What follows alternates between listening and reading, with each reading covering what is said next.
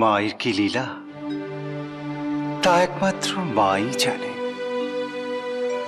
হয়তো তোর মাধ্যমেই তিনি ভক্তদাসকে শিক্ষা দিতে চেয়েছিলেন, নইলে উনি বা তুই আসরে গাইতে পারিস কিনা তা পরখ করতে যাবেন কেন? তবে তুমি যাই বলো বাবা, ওই ভক্তদাস মহাশয়কে ঠিক জবাবই দিয়েছে বামা।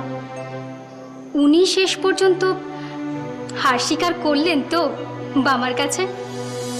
তবে বামারই জয়ে তোদের মান বাড়িনি রে কালী। ধর কালী। আপনি? চলে এলাম সর্বানন্দ। চারিদিকে তোমার ছেলে বামার কথা শুনে আর রইতে পারলাম না, শরীরের মধ্যে কেমন ছটফট ছটফট করছিল, তাই চলে এলাম। চারিদিকে সবাই বামার কথা বলছে? হ্যাঁ। কিন্তু কেন? আরে বাবা, তোমরাই তো সে কথা আলোচনা করছিলে। তোমার ছেলে বামা ভক্তদাসের গানের আসরে কত বড় গুণের কাজ করেছে। আরে গান শুদ্ধ সে কথা বলবে না, এটাই কখনো হয়? ও তাই বুঝি? তা সবাই কি বলছে উপেন দাদা? কি বলছে? ভালো কিছু বলছে না, সবাই বলছে যে বামার এই কাজটা করা উচিত হয় না। হাজার হোক ভক্তদাস একজন সম্মানীয় মানুষ, তাছাড়া কত বড় গাইয়ে বলে কথা। তাছাড়া বামা খুব একটা ভালো গানও গাইতে পারে। এটা তো ভক্তদাসের মহানুভবতা যে নিজের হাতে বামার গলায় মালা পরিয়ে দিয়েছে। তার মানে সবাই বাবার নিন্দে করছে? মিথ্যে কথা। উপেন কাকা, কে আপনাকে বলেছে সেদিন আসরে বামা ভালো গান গাইতে পারেনি? তাকে ডেকে আনুন তো আপনি আমার সামনে। না মানে হয়েছে কি, না না বা কি হয়েছে? পারবেন না, আপনি পারবেন না। আমি নিজের কানে শুনেছি গাঁয়ের ঘরে ঘরে সবাই বামার নামে জয় জয়কার করছে। শুধু আটলা কেন, মুলুটি থেকে আরো অনেক দূর পর্যন্ত বামার কীর্তির কথা চারিদিকে ছড়িয়ে পড়েছে। কীর্তির কথা বলো না সব্যেশ্বর, কীর্তির কথা বলো না। বামার এমন কি করেছে? আর এই ভক্তদাস তো এমন কিছু গাইয়ে নয়, ও যে কেউ ওর থেকে ভালো গাইতে পারে। হ্যাঁ, আর আর টক করে যদি বলো তাহলে বলতে পারি মামা দেখাতো কলকাতার কোনো গাইয়ের সাথে পাল্লা দিয়ে দেখাতো পারে কিনা। আমি তো কারোর সাথে পাল্লা দিতে চাই না জেঠু। পাল্লায় আমি সকলের থেকে ছোট যে। সেটি চেষ্টা করলেও পারবি না। সত্যিই হয়তো কলকাতার গাইয়ের সাথে আমি পারবো না। আপনি থামো তো, কথায় কথায় শুধু কলকাতা। আসলে বামার গুণগানের কথা আপনি ঠিক সহ্য করতে পারছেন না। আপনার ঘরেও তো একটা ছেলে আছে, জোতে। জোতে পারবে বামার মতো ওইরকম একটা গান গাইতে? কি বলে? জোতে গান গাইতে পারবে না? আমি বলছি পারবে না। পারবে না? আমার মনে হয় পারবে না।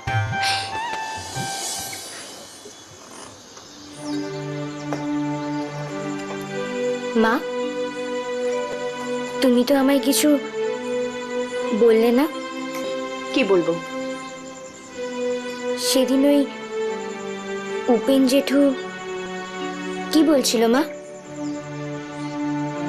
আমার বিয়ের কথা, তাই না?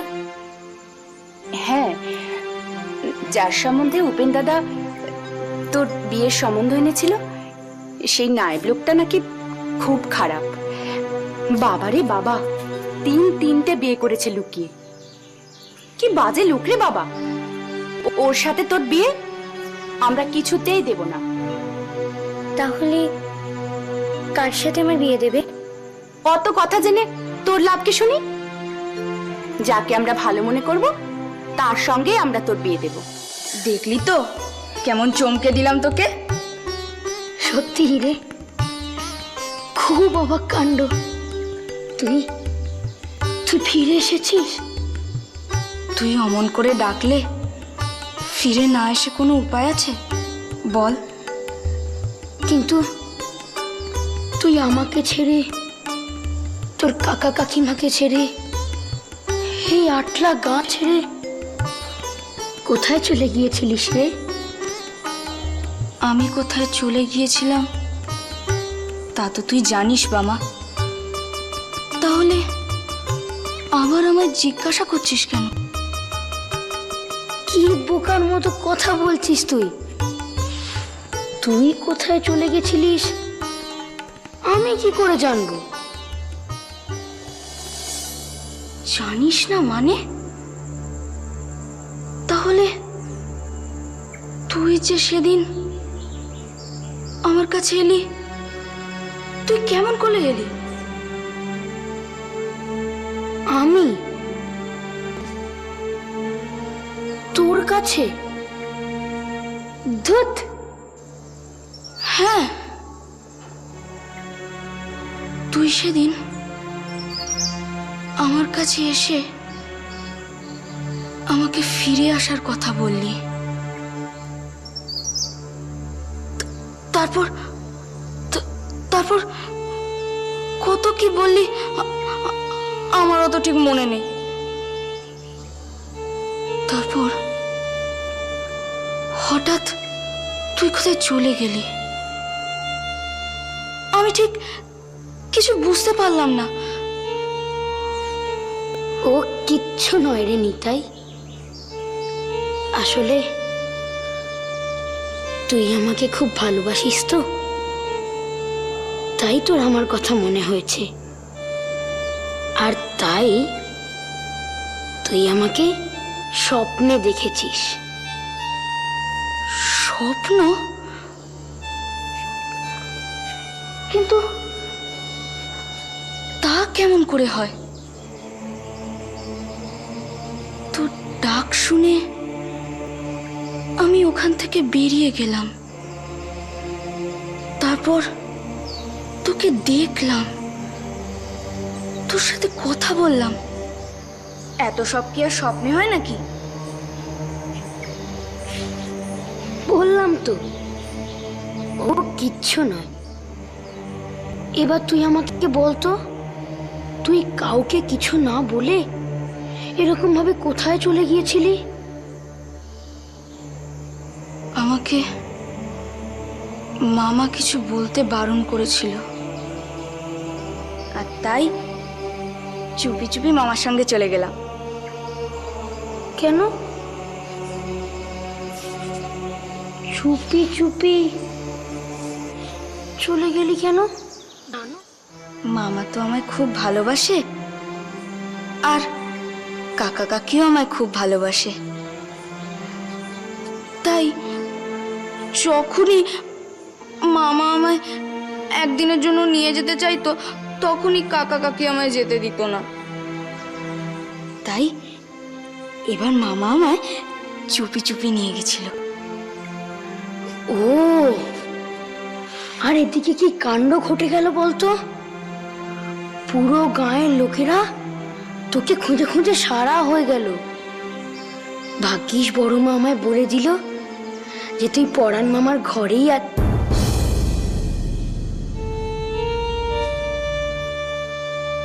কি বললি বাবা?